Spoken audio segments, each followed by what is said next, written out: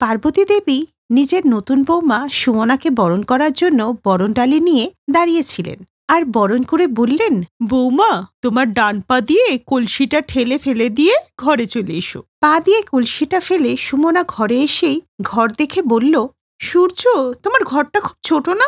বৌমা, এসেই তুমি স্বামীর নাম ধরে ডাকছো? আমাদের এখানে কেউ স্বামীর নাম মুখে নেয় না। আচ্ছা, তো আপনি শ্বশুরমশাইকে কি বলে ডাকতেন? আমি তো ওনাকে সূর্যের বাবা বলে ডাকতাম। কিন্তু মা, আমার যে ওকে বান্টির বাবা বলে ডাকতে একটু লজ্জা করবে। তুমিও না বৌমা, তাহলে ওকে এই ওই বলে ডেকে নেবে। যাও, তুমি স্নান টান করে ফ্রেশ হয়ে নাও। তারপর তো তোমাকে কালকে নিজের হাতে ঠাকুরের প্রসাদ বানাতে হবে, যেটা আমাদের কুলদেবীর কাছে দিতে হয়। পরের দিন সুমনা স্নান টান করে রেডি হয়ে যায়। তারপর নিজের প্রথম রান্না করতে রান্নাঘরে যায়, যেখানে সে নিজের প্রথম রান্নাঘরে সবার জন্য হালুয়া বানায়। এরপর কুলদেবীর মন্দিরে গিয়ে ভোগ দেয়। এইভাবেই কিছুদিন কেটে গেলে সুমনা তার নিজের শ্বশুরবাড়ির অবস্থা সবকিছু জেনে যায়। তারপর একদিন, শোনো না, আমাকে কিছু টাকা দাও, সবজি কিনতে হবে, কারণ ঘরে একটাও সবজি নেই। আর যদি না দাও তাহলে রাতে আমাদের নুন বা আচার দিয়ে রুটি খেতে হবে। আমার কিন্তু কিছু করার নেই। আমি খাবারের জোগান কি করে করব? এখনো তো মালিক আমাকে মাইনেই দেয়নি। আমি এখন কাজে গেলাম, আমার দেরি হচ্ছে। সূর্য একটা ফ্যাক্টরিতে কম মাইনেতে গার্ডের চাকরি করত, আর বাড়িতে 5 জন ছিল খাবারে। 50 টাকা কেজি বেগুন? না না, এটা চাই না। আলু কত করে? আলু 60 টাকা কিলো। সব সবজির এত দাম, সব টাকা দিয়ে সবজি কিনে নিলে চাল আটা কোন টাকা দিয়ে কিনবো? তখনই সুমনা শুনতে পেল 10 টাকায় আচার। 10 টাকায় আচার? যাক, এটা তাহলে নিয়েই যাই, কিছু তো সস্তায় পাওয়া গেল। ওই দিন ও আচার কিনেই বাড়িতে চলে আসে আর আচার দিয়ে সবাইকে রুটি খেতে দেয়। আর এরপর বেশ কয়েকদিন ধরে ওরা সবাই আচার দিয়েই রুটি খেতে লাগলো। রোজ রোজ আচার আর রুটি খেতে ভালো লাগছে না। ঘরে কি কোনো সবজি নেই বৌমা? আপনি তো জানেনই মা, ওর রোজগার এত কম আর বাজারে সবজির এত দাম। বৌদি ঠিকই বলছে, যা বানিয়েছে খেয়ে নাও।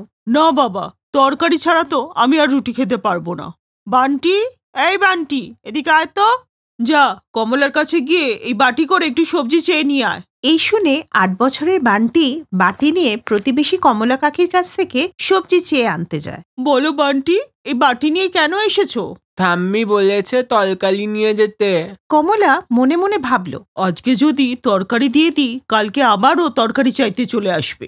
একটা কাজ করি, কালকের বাসি তরকারি রেখে দিয়েছি, ওটাই দিয়ে দিই। এরপর কমলা বান্টিকে বাসি তরকারি দিয়ে দিল আর পার্বতী দেবী সেটা খেয়েও নিল। এরপর সুমনা সন্ধেবেলা বাজারে গিয়ে 10 টাকার সবজি নিয়ে আসে, আর ওই দিয়ে যা তরকারি হলো তা শুধু শাশুড়িই খেতে পেল। তারপর একদিন, রোজ রোজ বাজার থেকে সবজি কেনা যাবে না। আমার বাপের বাড়ি গ্রামে, ওখানে জমি থাকাতে কত সুবিধা, তাই না? অন্তত জমিতে আমরা খেটে সবজি তো ফলাতে পারি, কিন্তু এখানে তো অত জায়গাও নেই যে আমরা ওটা করতে পারি। শহরে তো সব গলিগুলি রাস্তা, এখানে সবজি ফলানো একেবারেই অসম্ভব। যাই হোক, কি বা করতে পারি। এরপরে সুমনা ঘরের কাজে লেগে যায়, কিন্তু এখনো ওর মাথায় এসবই চলছিল। এরপর সন্ধেবেলা ও যখন ছাদে জামাকাপড় আনতে যায়, তখন লম্বা ছাদটা দেখে ও ভাবতে লাগলো, আমিও না বোকা, আমার কাছে এত লম্বা একটা ছাদ আছে, এখানেই তো আমি সবজি চাষ করতে পারি। হ্যাঁ, একটু পরিশ্রম করতে হবে। ওই দিন থেকে সুমনা ছাদে মাটির মধ্যে সার দিয়ে চাষ করা শুরু করে দিল, আর সুমনা সবজিগুলোকে খুব ভালো করে দেখাশোনা করতে লাগলো। আর কিছুদিনের মধ্যেই সবজিগুলো বড় হয়ে গেলে সুমনা তা দেখে খুব খুশি হয়। মা, টক মিষ্টি সবজিটা খুব ভালো হয়েছে। সত্যি, এটা খেতে খুব দারুণ হয়েছে। আরে, নিজের ক্ষেতের সবজির স্বাদই আলাদা। এ তো আমার বৌমা, যে এত পরিশ্রম করে শহরের ছাদেও সবজি চাষ করেছে। বৌমা, আমাকে আরেক বাটি সবজি দাও তো। সবজিটা দারুণ হয়েছে, মনে হচ্ছে যেন গ্রামের তাজা সবজি খাচ্ছি।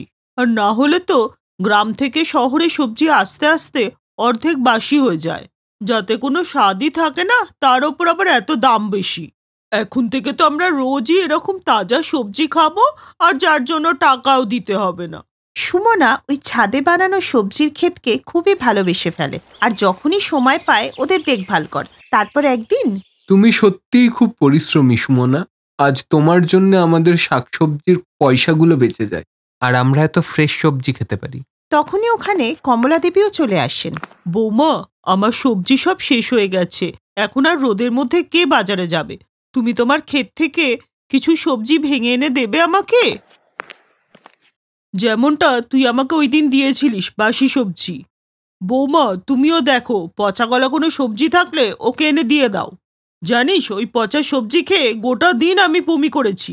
আচ্ছা ঠিক আছে পার্বতী, এবার ক্ষমা করে দে না, হয়ে গেছে ভুল। আচ্ছা, কোনো ব্যাপার না কাকিমা, আপনি বসুন, আমি ছাদ থেকে বেগুন নিয়ে আসছি। সুমনা ছাদ থেকে বেগুন নিয়ে এসে ওনাকে দিয়ে দেয়, আর কমলা পরের দিন আবার চলে আসে। সুমনা বৌমা, এরকম টাটকার তাজা সবজি আমি তো আগে কোনোদিনই খাইনি। বৌমা, তুমি আজকেও আমাকে অন্য সবজি এনে দাও, দরকার হলে টাকা নিয়ে নাও, ঠিক আছে? না না কাকি, তার দরকার নেই, আমি এখনই আনছি। সুমনা ছাদ থেকে সবজি নিয়ে এসে কমলা কাকিকে দেয়, আর কমলা কাকি তার বিনিময়ে ওকে টাকা দেয়। রেখে দাও বৌমা, এটা তোমার পরিশ্রমেরই ফল। আর আমরা বাজার থেকে সবজি কিনতে যাই, ওখানেও তো আমরা টাকা দিই, তাই না? আরে আমি তো বলছিলাম যে তুমি এই সবজিগুলো বাজারে বিক্রি করলে অনেক টাকা রোজগার করতে পারবে। প্রথমবার ওই সবজির টাকা পেয়ে সুমনা খুব খুশি হয়, আর এখনও নিজের ব্যবসা করার কথা ভাবতে থাকে। ওই দিন থেকেই ও তাজা সবজির একটা বোর্ড বাড়ির সামনে টাঙিয়ে দেয়, আর যার তাজা সবজি লাগে সে ওর কাছে এসে ছাদ থেকে নিয়ে যায়। সুমনা, আমাকে 2 কেজি পটল, 2 কেজি ঢেঁড়স আর 1 কেজি ঝিঙে দিয়ে দাও। হ্যাঁ হ্যাঁ, এক্ষুনি দিচ্ছি। সুমনা, তোর জন্য আমরাও কম দামে টাটকা সবজি খেতে পারছি। এই নে তোর 300 টাকা। আর এই করেই ওদের আর্থিক অবস্থা ভালো হতে লাগলো, কারণ এখন টাটকা সবজি খাওয়ার সাথে সাথে ওই সবজি থেকে উপার্জনও হচ্ছিল। আর এখন থেকে সুমনার টাকায় সংসার চলছিল, আর সূর্যর টাকা সঞ্চয় হচ্ছিল, আর ওরা সবাই এখন হাসি খুশি থাকতে লাগলো।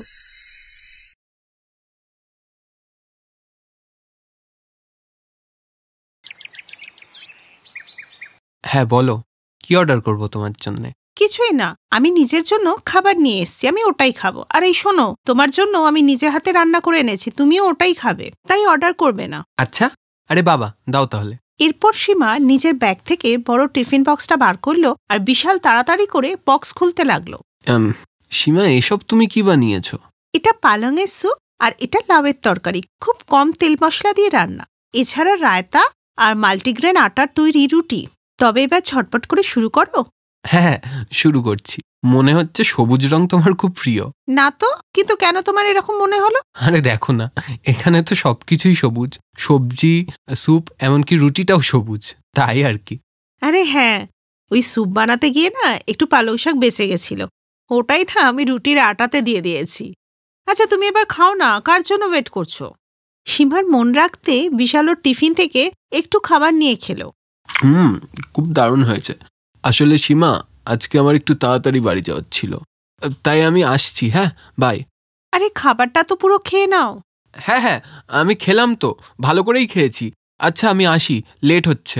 কোনো ব্যাপার না, তুমি যাও, আমি কালকে তোমার সাথে মিট করছি। বাই। ভাই শোন, তাড়াতাড়ি একটা প্যাটিস আর একটা পেস্ট্রি দিয়ে দে তো, আর 1 কাপ গরম চাও দিবি, কিন্তু বেশি চিনি দিয়ে। কিরে ভাই, এত খেলে তো ফেটে যাবি। একটু আগেই তো তুই সীমার সাথে বসে টিফিন খাচ্ছিলিস, আর এখন তুই পেস্ট্রি আর চা খাচ্ছিস। আরে ভাই কি বলবো, নিজের সাথে সবজির বস্তা নিয়ে এসেছিল, ওর যাতে খারাপ না লাগে তাই একটু খেয়ে নিয়েছি। স্যুপ, স্যালাড আর লাউয়ের তরকারি। এখন বল, আমি কি এসব খাবো? উফ। কিন্তু একটা কথা বল, তোর যখন এখনই এমন অবস্থা, তাহলে পরে কি হবে রে? মানে বিয়ের পরে তোকে তো এইসবই খেতে হবে। আচ্ছা একটা কথা বল, তুই সীমাকে নিয়ে সিরিয়াস তো? আরে হ্যাঁ রে ভাই, আমি ওকে ভালোবাসি, আর আমি ওকেই বিয়ে করব। আর খাবার দাবারের ব্যাপারে আমার মা ওকে সবকিছু শিখিয়ে নেবে। আমার মায়ের ওপর আমার পুরো কনফিডেন্স আছে। কলেজ শেষ করার পরেই বিশাল ভালো একটা কোম্পানিতে জব পেয়ে যায়। তারপর সে বাড়িতে সীমার সাথে বিয়ের কথাটা বলে। কিছু মাসের মধ্যেই বিশাল আর সীমার বিয়ে হয়ে যায়, আর বিয়ের পরেই শুরু হয় আসল গল্প। বৌমা, আজকে আমাদের বাড়িতে আমার কিছু বান্ধবী খাওয়ার জন্য আসছে, তাই আজকে এঁচোড়ের তরকারি, আলু পোস্ত আর মটর পনির রান্না করো। পাঁপড়টা খাবার সময় ভাজা হবে, আর রায়তা আর পোলাও তো হবেই। ঠিক আছে বৌমা, আর এখন থেকেই পায়েসটা বানিয়ে ফ্রিজে ঢুকিয়ে দাও, কারণ ঠান্ডা পায়েস খেতে ভালোই লাগে। ঠিক আছে মা। কি বৌমা, ভয় পেয়ে গেলে নাকি? ভয় পেও না, রান্নাঘরে আমরা দুজন মিলেই সব রান্না করে ফেলবো। ঠিক আছে? না মা, আপনি রেস্ট নিন, আমি সব বানিয়ে ফেলব। সত্যি তুমি সব একা করতে পারবে তো? হ্যাঁ মা, আর এমনিতেও আমার রান্নাঘরে থাকতে ভালোই লাগে। ঠিক আছে, এটা তো খুব ভালোই কথা। তাহলে যাই, আমি আজকে একটু মন্দির থেকে ঘুরে আসি। এত ভালো বৌমা দিয়েছে ভগবান আমাকে, তার জন্য তো একটু প্রসাদ দিতেই হয়। এই শুনে সীমা একটু হাসলো আর তারপর রান্নাঘরে গিয়ে সে রান্না করতে শুরু করলো। এইভাবে 3 ঘন্টা কেটে গেলে তারপরে খাবারের টেবিলে বসে তোমাদের আর কি বলবো, প্রদীপ নিয়ে খুঁজলেও না আমি এইরকম বৌমা পেতাম না। আজকের তো সমস্ত রান্না বৌমা নিজে হাতেই করেছে, আর আমাকে বলেছে আপনি যান গিয়ে রেস্ট নিন। এবার তোমরাই বলো, এই কলিযুগে কি এরকম বৌমা পাবো? কাবেরী, এটাই হলো ভাগ্য। তা কই তোমার বৌমা কোথায়? হ্যাঁ হ্যাঁ, আমি এখনই ডাকছি। বৌমা, ও বৌমা, আমি কি তোমায় একটু সাহায্য করব? না মা, সব হয়ে গেছে, এই আমি আসছি। এই বলে সীমা ডাইনিং টেবিলে একটা বড় বাসন রাখলো, যা দেখে কাবেরীর বান্ধবী বলল, খাবারে কি এটাই আছে? না না আন্টি, এটা তো সবে শুরু। আপনাদের জন্য আমি গরম গরম পালংয়ের স্যুপ বানিয়েছি। এই বলে সীমা সবাইকে পালংয়ের স্যুপ খেতে দিল। এই দেখে ও শাশুড়ি কাবেরীর চক্ষু চড়ক গাছ হয়ে গেল, কিন্তু বাকিদের খুশি মনে স্যুপ খেতে দেখে ও চুপ থাকলো। স্যুপটা তো খেতে দারুণ। হ্যাঁ হ্যাঁ, তা বৌমা বাকি খাবারগুলো নিয়ে এসো, স্যুপ খেয়ে কি সবার পেট ভরবে? হ্যাঁ মা, আমি এক্ষুনি নিয়ে আসছি। সীমা তখনই রান্নাঘরে গিয়ে আরো কিছু খাবার নিয়ে এলো। খাবার টেবিলে রাখলেই খাবার দেখে শাশুড়ি সীমাকে বলল, বৌমা, এটা কি বানিয়েছো? নারকেলের চাটনির সাথে গরম গরম ইডলি সাম্ভার।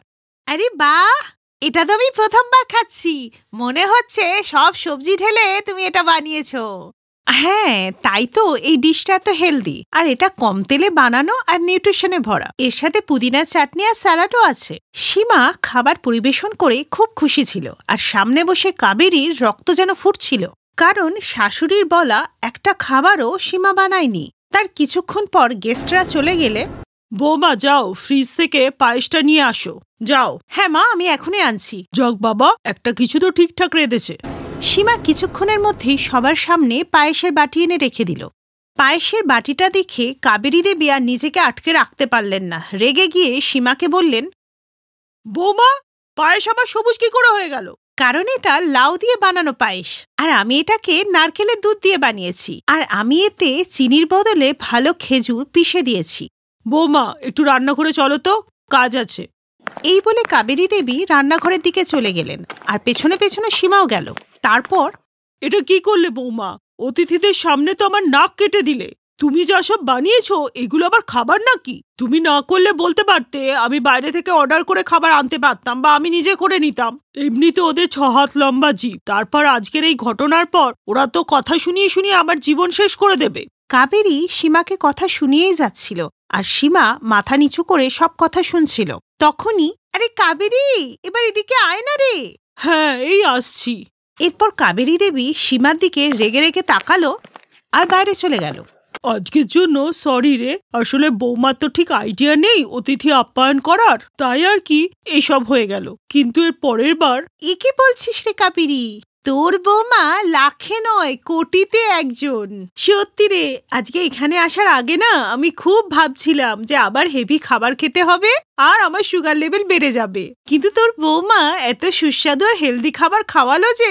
হ্যাঁ কাবেরী, তুই তোর বৌমাকে বলিস সময় পেলে আমার বৌমাকে এরকম একটু হেলদি খাবার রান্না করা শিখিয়ে দিতে। কি রে কাবেরী, কি বললে? সত্যি সত্যি তোমাদের খাবারটা এত ভালো লেগেছে আজকের খাবারটা? হ্যাঁ সত্যি বলছি রে, খুব ভালো লেগেছে। সীমার মতো বৌমা পেয়ে তোর তো ভাগ্যই খুলে গেল রে। এবার আমরা আসি রে। নিজের বান্ধবীদের এসব কথা শুনে কাবেরী তো অবাক হয়ে গেল, আর ওই দিন থেকে রান্নাঘরের সমস্ত দায়িত্ব সীমার হাতেই তুলে দিল। সীমা নিজের চেষ্টার দ্বারা তার শ্বশুরবাড়ির চিন্তাভাবনাকেই পাল্টায়নি, শ্বশুরবাড়ির আনহেলদি তেল মশলাযুক্ত রান্নাঘরকে সবুজ শাকসবজিতে ভরা হেলদি রান্নাঘরে বদলে দিয়েছিল। Best Buddies. Hello friends. Thanks for watching this video. अगर आपको ये वीडियो पसंद आया है तो प्लीज लाइक, सब्सक्राइब, कमेंट्स करें इस वीडियो पर, और हाँ, शेयर करना भी ना भूलें। और भी मजेदार वीडियो देखने के लिए नीचे दिए गए बेल आइकॉन को दबाएं। देखते रहिए बेस्ट बडीज।